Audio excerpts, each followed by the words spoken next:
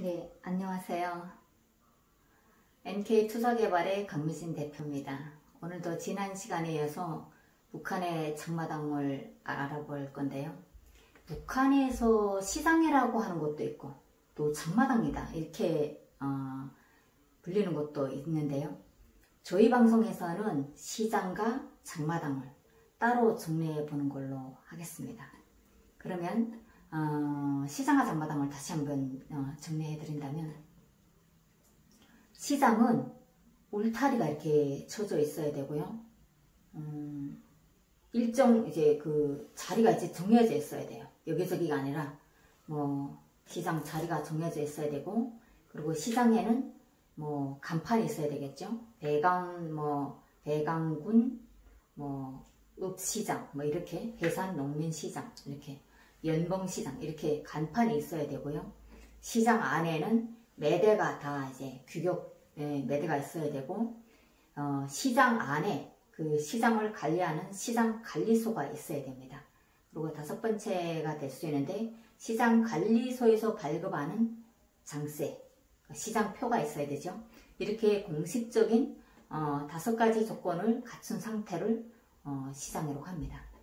장마당은 떼기장이라고 할 정도로 위에서 이제 언급해드린 여러 조건을 갖추지 않아도 임의의 장소에 여럿이 자리를 하고 있으면서 때에 따라서는 시장세를 내지만 또 때에 따라서는 일부 내지 않을 때도 있는 그런 상태를 장마당이라고 하겠습니다. 오늘 북한 시장에서 2000년대에 유행했던 흔히들 언어로 통하는 메뚜기 장사꾼, 또 달리기 장사꾼, 똑똑이 장사꾼에 대한 이야기를 하겠습니다. 90년대 북한 이야기를 하려면 고난의 행군 이런 말을 많이 사용하게 됩니다. 고난의 행군은 1990년대 중반 사회주의 공급체제가 무너지면서 최악의 그런 경제난과 열애 동안의 수해로 아사자가 이제 속출했던 그런 시기에 대중화된 그런 말입니다. 고난이라는 그 말 자체에서도 알 수 있잖아요. 괴롭고 힘들고 어렵고 이런 그런 속에서 삶을 살아가야 했던 그때 이야기들은 지금도 북한 주민들에게 좀 아물지 않는 그런 상처가 되기도 했지 않았을까 싶은데요. 앞서 말씀드렸듯이 북한은 90년대 중반의 경제난 시기를 기점으로 전국에 자발적으로 장마당이 생겼습니다. 또 2000년대 초에 북한이 새로운 경제관리 개선 조치로 인해서 시장이 공식 인정이 되죠. 한 개군에 한 개씩 있던 11장으로 불리던 그 농민시장이 아니라 한 개군에 한두 개는 물론이고 지역 3개씩 생긴 지역도 있습니다. 또 곳곳에 옹기종기 이렇게 모여서 장사를 하는 일명 메뚜기 장사꾼들도 많이 생겼고요. 메뚜기장은 공식 시장이 아닌 곳에서 장사를 하다가 단속원이나 보안원이 보이게 되면 장사짐을 가지고 뛰는 그런 모습이 메뚜기 같다 이래서 유래된 좀 아픈 말이기도 합니다. 메뚜기 장사꾼들은 항상 단속에 노출되어 있는 그런 환경에서 장사를 하기 때문에 장사짐도 최대한 간단하게 갖추고 가능한 안전뱅이 의자도 없이 보자기 하나라든가 이렇게 지역에 있는 돌에 의지해서 앉아서 장사를 하게 되는데요. 보안원이 주변에서 보이면 장사짐을 가지고 도망을 가야 되거든요. 이런 모습은 지금은 볼 수 없지만 2000년대만 해도 흔한 모습이었습니다. 그러니까 메뚜기 장사꾼들이 안전원이나 다른 단속원에게 걸리면 사실 물건의 수가 자주 있었던 것으로 알려지고 있죠. 저는 북한에서 주로 매대 장사라든가 한국의 슈퍼마켓이라고 하나요? 이렇게 집안에 물건을 차려놓고 파는 그런 거 이제 슈퍼마켓 비슷하게 집에 매대를 차려놓고 장사를 했기 때문에 메뚜기 장사꾼들의 그 불안한 경제 활동 이걸 제대로 표현하지는 못하지만 당시 시장에서 장사꾼만 이제 보면 도망을 칠 수밖에 없던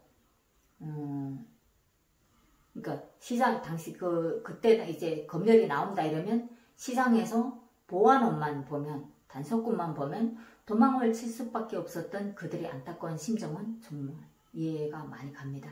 그들이 얼마나 단속을 하는 그런 사람들에 대해서 많은 불만을 가지고 있었는지 말이죠.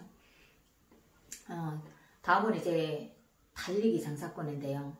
고난의 행군 처음에는 일정한 품목이 정해져 있지 않았습니다. 뭐 닥치는 대로 장사를 시작했었거든요.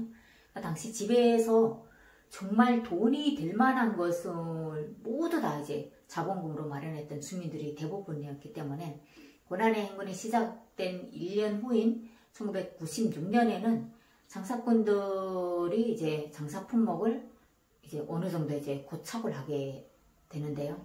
품목에 따라서 그때에는 이전과 달리 매대도 어느 정도 모양새를 갖춰가기 시작했습니다.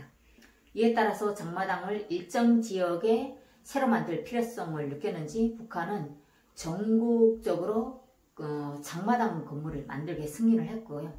그때 당시 지역행정경제위원회 상업가의 지시나 지도를 이제 받게 했죠. 그러니까 지역에서는 장마당 건설이 집중적으로 시작이 됐고요.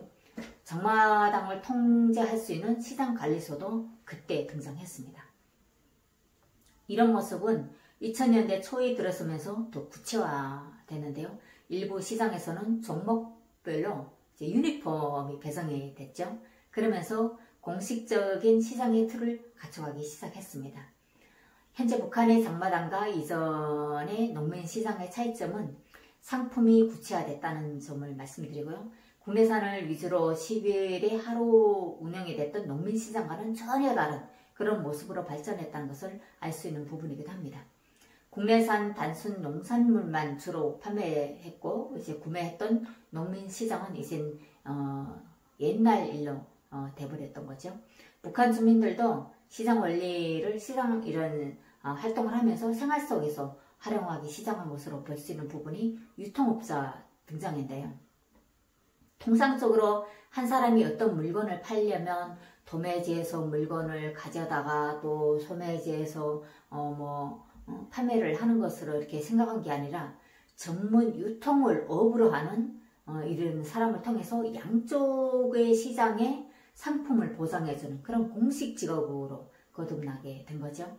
당시 북한에서는 자본주의 시장경제가 통용되지 않았기 때문에 이들에 대한 공식 직함이 따로 없었고요. 본인들 스스로가 기차나 이제 화물자동차 소비차죠. 그걸 타고 장사를 했기 때문에 이게 기차도 달리는 거고 화물차도 이제 달리는 거잖아요. 그렇기 때문에 본인들 스스로가 달리기꾼이다 이런 그 표현을 했고요. 그래서 이 때문에 달리기 장사꾼이라는 이름을 가졌지 않았을까 추정해 봅니다. 1990년대 중후반에는 2000년대 초기 달리기 장사꾼들은 서비스차를 타고 물건 도매를 주로 했지만 2000년대 중후반에 들어서면서 열차 운행도 용이하게 되면서 열차로 장사를 하는 사례도 증가한 것으로 조사되고 있습니다. 그리고 1990년대 이후에 북한 경제 시스템이 거의 마비 상태에 이르게 됐다는 건 이미 서두에 말씀드렸는데요. 그렇게 되면서 장마당에는 대부분 중국산이 이제 자리를 차지하게 됐었죠. 실제 북한 가정들에서 이메일 가정을 이렇게 선택을 하고 이 집에서 사용하는 대부분의 것들 중에서 중국산을 빼라 이렇게 되면 집안에 남아 있을 게 저는 이제 먹는 쌀 이제 집에서 농사한 감자 밀버리 콩이 이것들 내놓고는 별로 중국산 빼라고 하면 다 빼야 될 것 같아요. 이 때문에 내륙 지역에서는 국경 지역의 시장들에 대거 몰려들면서 이제 중국산을 도매해 갈 수밖에 없는 그런 그 시스템이 이제 형성이 됐는데요. 하지만 일부이긴 하지만 수산물을 도매하는 장사꾼들은 바닷가에 있는 지역으로 가게 되고요. 다양한 품종의 상품들을 운반하는 유통업자들은 활동도 이제 그만큼 활발해졌던 시기가 아닐까 싶습니다. 그러니까 북한 주민들은 유통업을 하는 주민들을 통상적으로 달리기꾼이라고 불렀던 거죠. 그러니까 십수년이 지난 현재는 달리기꾼들에 대한 호칭도 좀 어느 정도 순화된 듯해 보입니다. 말하자면 이전에 유통업에 해당되는 장사꾼들은 무조건 달리기꾼이라고 불렀지만 지금은 해당 장사꾼이 어떤 장사를 하는가에 따라서 장사 품목을 붙여서 부른다는 거죠. 예를 들어 식품 장사, 담배 장사, 약초 장사 이런 식으로 해당 장사꾼이 다루는 상품을 붙여서 부른다고 합니다. 그러니까 메뚜기 장사꾼이라는 말은 현재는 없지 않을까 생각을 합니다. 메뚜기장 자체가 현재는 없으니까요. 하지만 똑똑이 장사꾼이라는 말은 현재도 있지 않을까 싶습니다. 이 똑똑이 장사꾼은 한국말로 표현을 하면 방문 판매자가 되는데요. 똑똑이 장사꾼은 지금도 존재하지 않을까 싶습니다. 그러니까 현재도 북한 시장에서 공공연히 팔리지 못하는 그런 상품들을 요구하는 주민들이 있기 때문인데요. 대표적인 예로 한국산 상품이 필요한 고객의 주문이 있게 되면 해당 장사꾼이 구매 고객의 집을 찾아가서 똑똑 이렇게 문을 두드리는 데서 유래돼서 똑똑이 장사꾼이라고 하는데요. 조심스럽지만 현재도 이들은 이런 방법으로 장사를 하지 않을까 싶습니다.